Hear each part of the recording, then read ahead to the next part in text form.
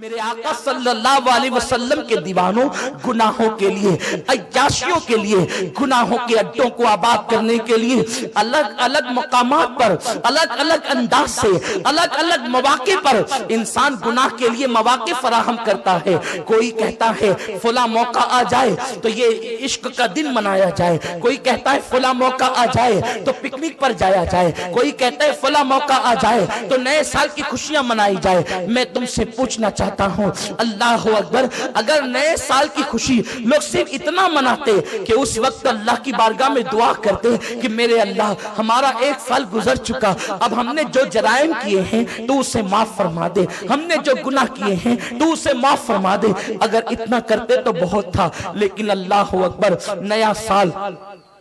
نئے سال کو استقبال دیتے ہوئے لوگوں نے باضابطہ طور پر گناہوں کے لیے مواقع تلاش کیے، اور بالخصوص گناہ کرنے والے کبھی گوا کا رخ کرتے ہیں، کبھی بمبئی کا رخ کرتے ہیں، کبھی پکنک پوائنٹ کا رخ کرتے ہیں، کبھی باغوں کا پارکوں کا رخ کرتے ہیں، کبھی سمندر کے کناروں کا رخ کرتے ہیں۔ اور یہ نیو ایئر منانا ایک بہانہ ہے، دراصل وہ گناہ کے لیے موقع تلاش کرتے ہیں۔ اور یہ سارے کام وہ لوگ کرتے ہیں جس کو اللہ نے خوشحال کیا۔ اکثریت کچھ چربی چڑھے ہوئے غریب بھی ہیں جن کے لیے بزرگوں نے کہا ہے کہ غریب کے پیٹ میں 4 پاؤں ہوتے ہیں، ایسے لوگ بھی مالداروں کی برابری کے لیے گناہوں کے مواقع تلاش کرتے ہیں۔ میرے پیارے آقا صلی اللہ علیہ وسلم کے پیارے دیوانوں، نیو ایئر کے حوالے سے 3 گناہ خاص طور پر کیے جاتے ہیں، ایک تو شراب، ایک تو زنا، اللہ اکبر، اور ایک تو ظلم۔ میرے پیارے آقا صلی اللہ علیہ وسلم کے پیارے دیوانوں، لوگوں نے اب یہ اپنے اوپر لازم کر لیا ہے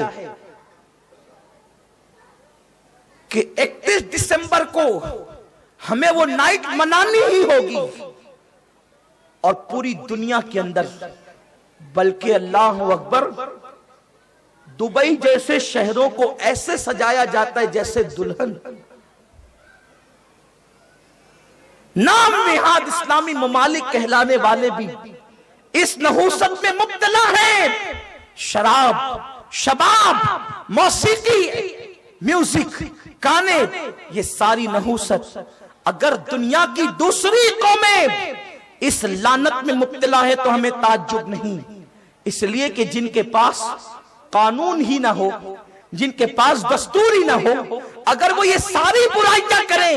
تو تعجب کی بات نہیں، کیونکہ جن کے ہاتھ کٹے ہوں، جن کی آنکھیں اندھی ہو، جن کے کان بہرے ہوں، اگر وہ یہ ساری لعنتوں میں ڈوبے کوئی تعجب نہیں۔ لیکن جس کے پاس رحمت للعالمین کا قانون موجود ہو، جس کے پاس قرآن جیسی کتاب موجود ہو، جس کے پاس احادیث مصطفیٰ جیسی اللہ اکبر عظیم نعمتیں موجود ہو، وہ قوم بھی دوسروں کو دیکھتے ہوئے، مشرکین کو دیکھتے ہوئے، کافروں کو دیکھتے ہوئے، عیسائی اور یہودیوں کو دیکھتے ہوئے وہ ساری لعنت میں مبتلا ہو جائیں تو اللہ اکبر ان کا حال کیا ہوگا۔ اے میری قوم کے جوانوں، جوانی عیاشی کے لیے اللہ نے نہیں دی ہے۔